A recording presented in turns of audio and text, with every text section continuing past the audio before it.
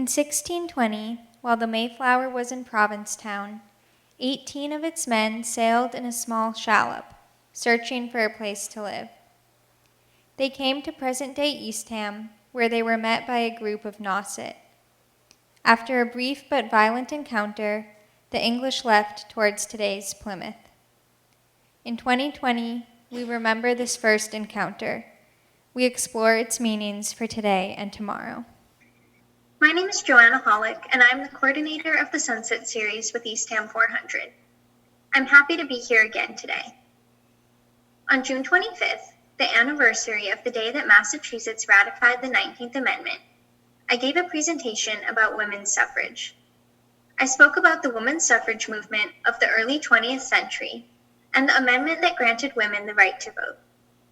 In my presentation, I quoted a 1915 newspaper article that argued that the ratification of the 19th Amendment would enfranchise the women of Massachusetts and thus complete the political equality of all citizens.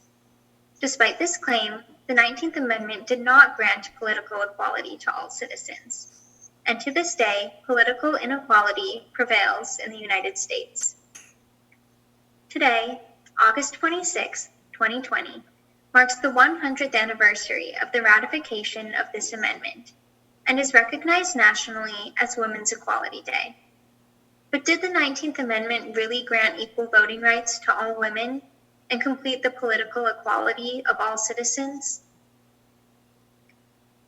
Poll taxes and literacy tests often prevented women and men of color from voting until the passage of the Voting Rights Act in 1965 outlawed discriminatory voting practices. In addition to bureaucratic restrictions, African Americans also risked harassment, intimidation, economic reprisals, and physical violence when they tried to register or vote. As a result, very few African Americans were registered voters, and they had very little, if any, political power, either locally or nationally. Throughout American history, we have seen again and again that those who have political power have withheld it from those who do not. White men did not grant African American men the right to vote until 1870. Men did not grant women the right to vote until 1920, decades after the women's suffrage movement began. Non-Indigenous Americans did not grant Native Americans the right to vote until 1924, but some states did not allow Native Americans to vote until the early 1960s.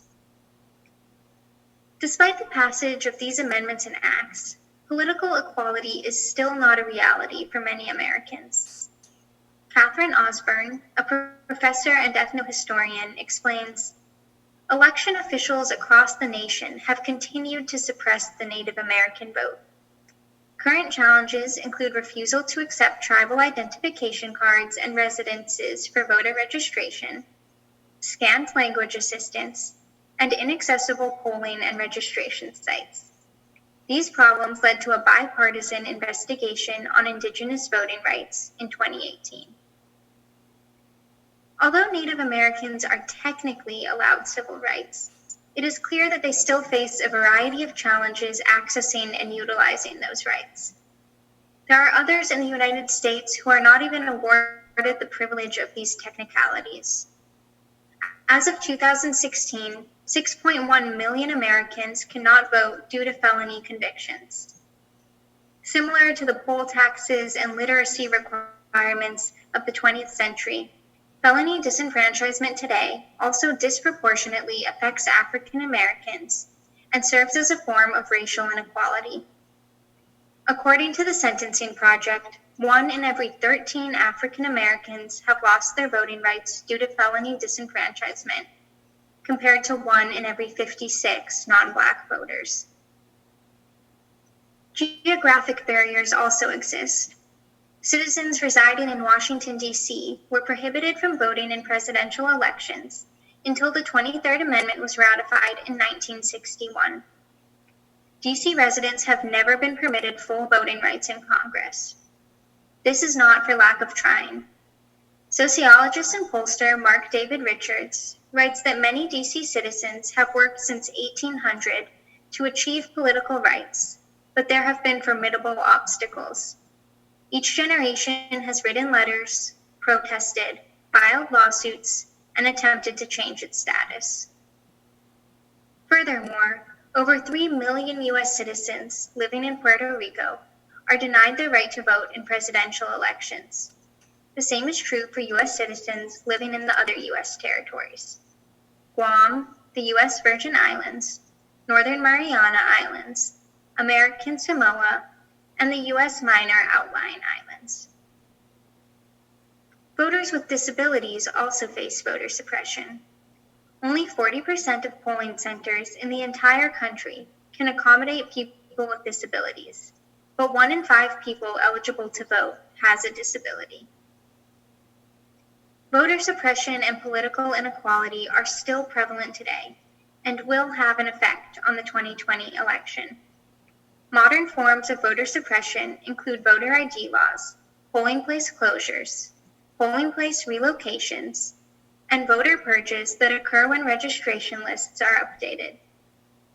Due to the coronavirus, many voters from rural areas, elderly voters, young voters without transportation, veterans, and essential workers rely on mail-in ballots.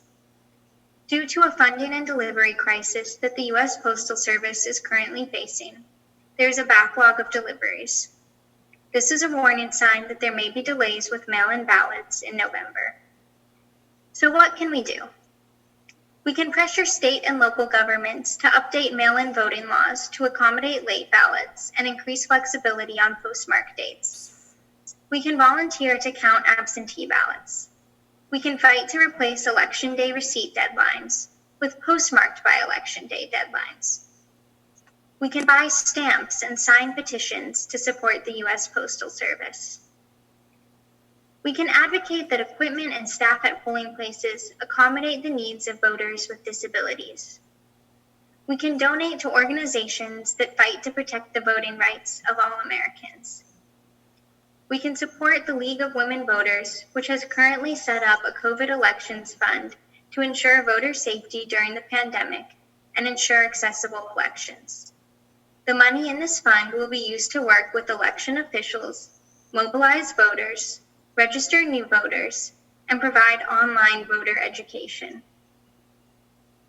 Voting is a right, but it is not a right that all American citizens have the freedom to exercise. So that these rights become universally honored, those of us lucky enough to be able to use these rights must vote. I hope that we vote in a way that lifts up the voices of those who cannot vote themselves, those who lack power, and those who struggle to make their voice heard. Today, we celebrate Women's Equality Day and the progress that we have made so far. I hope we recognize how far we have come. I hope we acknowledge the suffragists who have fought to earn these rights for themselves or for their fellow Americans. Many of us look back with pride on the 19th Amendment. I hope that we also recognize the progress we still need to make so that 100 years from now, the generations look back with pride on us. May we make a future that is just and equitable for all Americans. May we make a future that makes us proud to be Americans. Thank you. I'd like to share an invitation with you regarding Eastham 400's other series, the Campfire Series. The Campfire Series is a series of hour-long presentations each Sunday in July and August that delve more deeply into some of the topics that we discuss here on the Sunset Series. I am happy to announce that our last campfire will be taking place in person. On Sunday, August 30th, this event will occur at the Eastham Windmill at 6 p.m. The same presentation that was given on August 23rd will be given again, featuring John Hanlon, who has led the campfire programs at Cape Cod National Seashore for the past 20 years, and Linda Coombs of the Aquinnah Wampanoag tribe. Admission is free, but registration is required. You can sign up for this event using the form on our website, eastham400.org. We are looking forward to this event and hope to see you there.